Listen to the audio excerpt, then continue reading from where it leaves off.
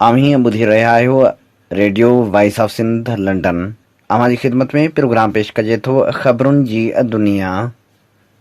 3 अप्रैल 2023 आचर जे ॾींहुं प्रोग्राम ख़बरुनि जी दुनिया साण करे आऊं अव्हांजी ख़िदमत में हाज़िर अव्हांजो पंहिंजो मेज़बान हबीब लगारे।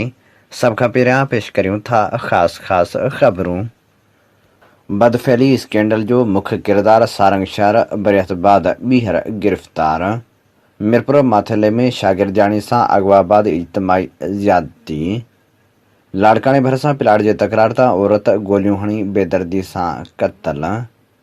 सुजाण धुरियुनि पारां चयो वियो आहे त औरतुनि ऐं अक़लियतुनि खे सियासी अमल में नुमाइंदगी ॾिनी वञे। सिंझोरे में हारी अॻवान जी बाज़ियाबी लाइ धरणो बुख हड़ताल। हाणे पेश करियूं था तफ़सीली ख़बरूं।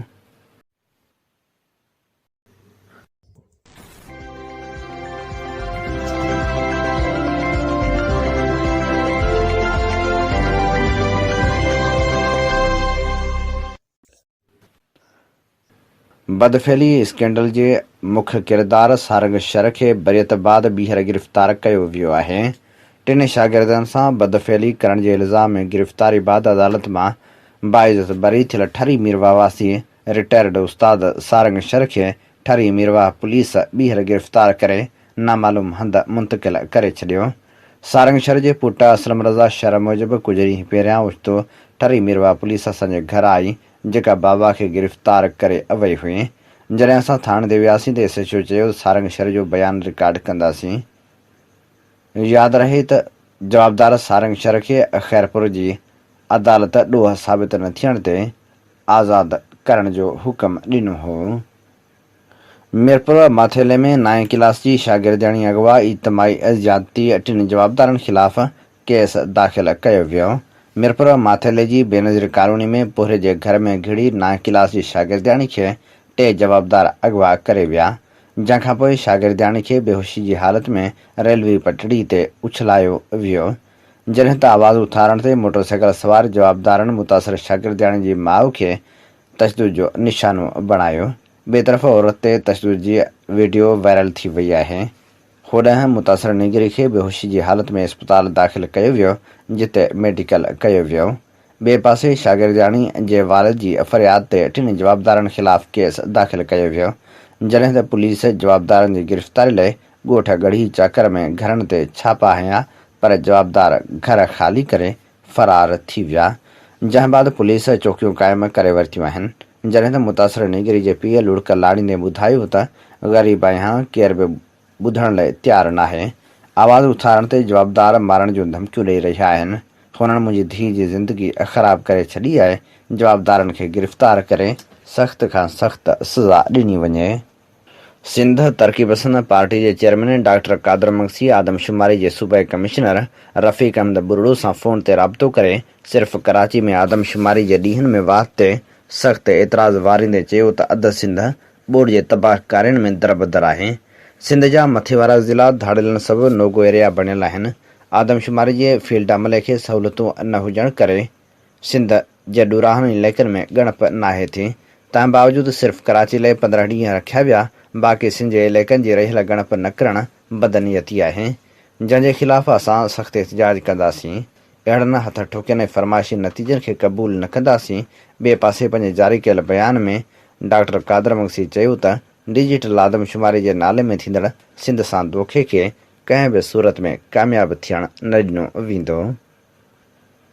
अवामी तहरीक जे मरकज़ी सदर लाल जरवार, मरकज़ी नायब सदर हुरुनिसा पली जो लीगल सेक्रेटरी मीर बशीर टालपुर, मरकज़ी एडवोकेट आसिफ खोसो ऐं हमीरो मल पंहिंजे गरियल प्रेस बयान में चयो आहे त ख़तरनाक बरसातनि जे अॻकथियुनि बावजूदि सिंध हुकूमत के बि उपाउ नाहिनि वरिता।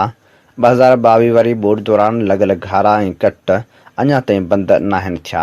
ॿोॾि तोड़े सोक में हथ वठी सिंध खे ॿोड़ायो ऐं सुकायो पियो वञे। वॼ ऐं करंट लॻण सबबि फ़ौत थींदड़नि जे वारसनि खे 50 लख ऐं ज़ख़्मियुनि खे 30 लख मुआवज़ो ॾिनो वञे। अॻवान चयो त हलंदड़ हफ़्ते ख़तरनाक बरसातूं पवण जो इम्कान आहे, पर सिंध हुकूमत बरसातनि खे मुंहुं ॾियण लाइ के बि उपाउ नाहिनि वरिता। NDMA बि का बि तयारी नाहे कई। सिंधी अदबी संघ जे मरकज़ी उहिदेदारनि ज़िले राब्ता सेक्रेटरियुनि जा जुदा जुदा ऑनलाइन इजलास सिंधी अदबी संगत सिंध जे secretary general doctor Mushtaq Phul जी सदारत में थी गुज़रिया। ॿिन्हिनि इजलासनि में सिंध संघ जे अॻूणे सेक्रेटरी जनरल नामिर अदीब साफ़ी मुहतरम परेल दाई संस फर्ज़ इरशाद परेल जे पने में सरेआम अगवाई मथां तशद्दुद वहशी कार्रवाई जी सख़्त मज़म्मत कंदे मुतालबो कयो वियो त पने जे ख़ानगी फोरस जो ही ज़ालमाना ऐं बेरहमाना अमल कंहिं बि सूरत में बर्दाश्त जोॻो नाहे। इजलास में पने पुलिस जे रवैये जी पिणु सख़्त मज़म्मत कंदे चयो वियो त परेल दाए खे रस्ते तां हटाइण वारी समूरी कार्रवाई पुलिस जे सरपरस्तीअ हेठि SHO जे साम्हूं थींदी रही ऐं पुलिस तमाशो ॾिसंदी रही। साॻिए वक़्तु हेॾी दहशतगर्दीअ वारी कार्रवाई खे पुलिस ॿिनि साफ़ी धुरियुनि जो झेड़ो ॾेखारींदे परेल दाए जे अॻुवा वारे वाक़े ते पर्दो विझण ऐं केस खे कमज़ोर करण जी कोशिश कई पई वञे, उहा पिणु क़बूलियत जोॻी नाहे। हुन चयो त 24 कलाक गुज़री वञण बावजूदि असल मुलज़िम गिरफ़्तार त नाहिनि थी सघिया, पर हुननि जूं अञा ताईं धमकियूं जारी आहिनि। सिंधी अदबी संघ जे समूरनि उहिदेदारनि हिन वहशी ऐं सफ़ाक अमल ते ॻणती जो इज़हार कंदे मुतालबो कयो आहे त ईमानदार आफ़ीसर ते मुश्तमिल आला सतही कमेटी ठाहे हफ़्ते अंदरि हिन वाक़े जे पस पर्दा किरदारनि खे ज़ाहिर करे समूरनि जवाबदारनि खे कानून जे कटहरे में आंदो वञे त जीअं प्रोफेसर अजमल सावंत जे दुखदायक वाक़े जियां वरी को ॿिया वाक़ियो पेश न अची सघे। इजलास में सिंधी अदबी बोर्ड जे चेयरमैन सकाफ़त खाते जे डायरेक्टर जनरल कराची, हैदराबाद, इस्लामाबाद, सखर जे उन समूरनि साफ़ियुनि ऐं इंसानी हक़नि जे तनसीमनि जा थोरा मञा विया जिन पंहिंजे पंहिंजे तरीक़े सां हिन केस खे खणंदे संघ जे सेक्रेटरी जनरल सां राब्ता करे मुकमिल हिमायत समेत गॾु हुजण जो अहसासु पिणु ॾियारियो। जॾहिं त इजलास में इहो बि फ़ैसिलो कयो वियो त आचर ॾींहुं यानी अॼोके ॾिहाड़े ते 12 वॻे समूरी सिंध में संघ जे शाखनि जा उहिदेदार मेंबर सिविल सोसाइटी ऐं सियासी समाजी धुरियुनि सां गॾिजी भरपूर एहतिजाज रिकॉर्ड कराईंदा। इजलास में सिंधी अदबी संघ जे मरकज़ी उहिदेदारनि शबीर सियाल, आज़म भट्टी, मज़हर ख़ासकेली, अयाज़ लतीफ़ दाए, गनी कांधड़े, मीर टंगड़, आगा जान आगा, साहिब मेमण, अनू सोलंगी, सिकंदर जरवार, इमदाद अली शाह, एहसान रिंद, घायल लगारी, सारंग कालादी, सुहेल दाए, अनवर परदेसी, खाकी जानी, वफ़ा सालेह राजपर, फ़कीर उनड़, फिदा सजराणी, नजीब चांडी ऐं ॿिनि शिरकत कंदे समूरनि फ़ैसिलनि ते इत्मीनान जो इज़हार कंदे भरपूर जदोजहद जे अज़म खे वरजायो। सिंध सुजागी फोरम कराची डिवीज़न पारां 1 मई 2023 मज़दूरनि जे आलमी ॾींहं ते शाम जो 4 वॻे मलीर प्रेस क्लब आॾो रियासी इदारनि पारां ताज़ो खंभे गुम कयल इरफान ज़ोराणी, सारंग मुगेरी, शाह इनायत मरी, यासर अलाशारी ऐं आफ़ाक मकी ऐं सालनि खां खंभे गुम कयल पठान खान ज़ोराणी, अयूब कांधड़े, इंसाफ़ दाए, मुर्तज़ा जुड़ेजे, कामरान टगड़, सुअल रज़ा भट्टी, शबीर कमराणी, ज़फ़र चांडे, सर्वेच नुहाणी, उबैद मेणक, मोहन मेघवाड़, फ़कीर एजाज़ गाहे, आला वधाए महर, अरसलान शाह, बचल बडाणी, अब्दुल कयूम मोगाई, डॉक्टर फ़तेहमंद खोसे, सोबत खोसे ऐं ॿियनि जी आज़ादी लाइ एहतिजाजी मुज़ाहिरो कयो वेंदो। जॾहिं त सिंध जे सञा हवंदड़ खे एहतिजाजी मुज़ाहिरे में शिरकत जी पिणु अपील कई वई आहे। यादि रहे त क़ौमी कारकुन सारंग मुगेरी खे रियासी इदारनि 28 अप्रैल जी राति 3 वॻे फ़कीर ॻोठ कराची मां खंभियो, जंहिं बाद खेसि गुम कयो वियो आहे। जॾहिं त सिंध सुजागी फोरम पारां सारंग मुगेरी खे खंभण वारे अमल जी मज़म्मत कई वई आहे। लाड़काणे भरिसां कंगा थाणे जी हद नूर कॉलोनी में उमराणियुनि जे 2 धुरियुनि में प्लाट जी मालिकी तां हलंदड़ तकरार जे नतीजे में हथियारबंदनि घर में घिड़ी गोलियूं हणी 6 ॿारनि जी माउ हज़ारी ज़ाल दिगाणो ख़ान उमराणी खे क़त्ल करे छॾियो, जॾहिं त जवाबदार फ़रार थी विया। और जे पुटु ॿुधायो त सतवेसा प्लाट तां बासरनि सां तकरार हलंदड़ आहे। उमे रबाब चांडियो जे 3 घर भातियुनि ॾाॾे करमला चांडियो, वालिद मुख़्तियार चांडियो ऐं चाचे काबिर चांडियो जे क़त्ल केस जी ॿुधणी मॉडल क्रिमिनल ट्रायल कोर्ट जे जज हाफ़िज़ अताउल्लाह शेख जी अदालत में थी। उमे रबाब चांडियो फ़रियादी परवेज़ चांडियो इल्ज़ाम हेठि आयल PPMPA सरदार अहमद चांडियो, MPA बुरहान ख़ान चांडियो गिरफ़्तार, जवाबदार अॻूणो SHO करीम चांडियो, मुर्तज़ा, सिकंदर, अली गुहर, ज़ुल्फ़कार चांडियो ऐं ॿिया पेश थिया। ॿुधणी दौरान फ़रियादी परवेज़ चांडियो पारां अदालत में पेश कयल बयान ते एतिराज़ हेठि आयल PPMPA सरदार अहमद चांडियो जी धुर जे वकील अतर अब्बास आॾी पुछा कई। मुसलसल 2.5 कलाकनि ताईं ॿुधणी जारी रही, जंहिं बाद अदालत केस जी ॿुधणी 11 मई ताईं मुलतवी करे छॾी। अदालत ॿाहिरां मीडिया सां ॻाल्हाईंदे उमेर अबाब चांडियो चयो त असांजे शाहिदनि ऐं फ़रियादियुनि परवेज़ चांडियो पारां अदालत में बयान जमा थियल आहे। उन ते अॼु इल्ज़ाम हेठि आयल धुर जे वकील आॾी पुछा कंदे सुवाल जवाब कया। नाम्यारनि लेखकनि, सिविल सोसाइटी जे नुमाइंदनि ऐं औरत अॻवाननि मुतालबो कयो आहे त सियासी जमायतूं पंहिंजे पार्टियुनि जे मंशूर जो जाइज़ो वठी औरतनि, नौजवान छोकिरियुनि ऐं छोकिरियुनि समेत अक़लियतनि खे पूरी नुमाइंदगी ॾियण खे यक़ीनी बणाइनि। आइन मूजिबि समूरा शहरी बराबरि आहिनि त पोइ सियासी ऐं इंतिज़ामी बुनियादनि ते सनफ़ी अणबराबरी आइन जी ख़िलाफ़ वर्ज़ी आहे। हैदराबाद जे खानाबदोश राइटर्स कैफ़े में साउथ एशिया पार्टनरशिप पाकिस्तान पारां जज़्बा प्रोजेक्ट तहत औरतनि, नौजवाननि ऐं अक़लियतनि जे सियासी अमल ऐं फ़ैसिला साज़ी में हिसादारी बाबति सियासी जमायतनि जे मंशूर में नुक़्ता शामिल कराइण जे लाइ चार्टर ऑफ डिमांड तरतीब ॾियण जे लाइ मुशावरती वेहक थी। उन मौक़े ते नाम्यारे दानिश्वर प्रोफेसर मुश्ताक मीराणी ॻाल्हाईंदे चयो त तरक़ी याफ़्ता जमहूरियतनि में सनफ़ी अणबराबरी नाहे हूंदी। उते मर्द औरत या अक़लियत जो तस्वर नाहे। कानून जी नज़र में सभु बराबरि आहिनि। हुन चयो त असां वटि कुझु मसइला सभिनी जे लाइ साॻिया आहिनि। अमन, अमान ऐं रोज़गार जो मसइलो औरतनि, मर्दनि ऐं अक़लियतनि लाइ हिकु जहिड़ो आहे। सिंझोरे भरिसां ॻोठ जाफ़र ख़ान लगारी मां नामालूम माण्हुनि हथां खंभिजी वियल हारी अॻवान मंज़ूर लगारी जी बाज़ियाबी लाइ संस वारसनि ऐं मक़ामी ॻोठाणनि प्रेस क्लब अॻियां एहतिजाजी मुज़ाहिरो करे धरणो हंयो। अवामी तहरीक जे अॻवान आलिम ख़ान लगारी, ख़ैर मोहम्मद लगारी ऐं अली नवाज़ लगारी जी अॻवानी में एहतिजाजी मुज़ाहिरो करे धरणो हणी बुख हड़ताल क़ाइमु कई वई। एहतिजाज जी अॻवानी कंदड़नि मीडिया सां ॻाल्हाईंदे चयो त हारी अॻवान मंज़ूर लगारी खे खंभे गुम करण वारे वाक़िए खे 3 ॾींहं गुज़री चुका आहिनि, पर अञा ताईं संस को बि ॾसपतो पइजी नाहे सघियो। असां मंज़ूर लगारी जी बाज़ियाबी लाइ SSP सां मुलाक़ात करण समेत कोर्ट में दरख़्वास्त कई आहे।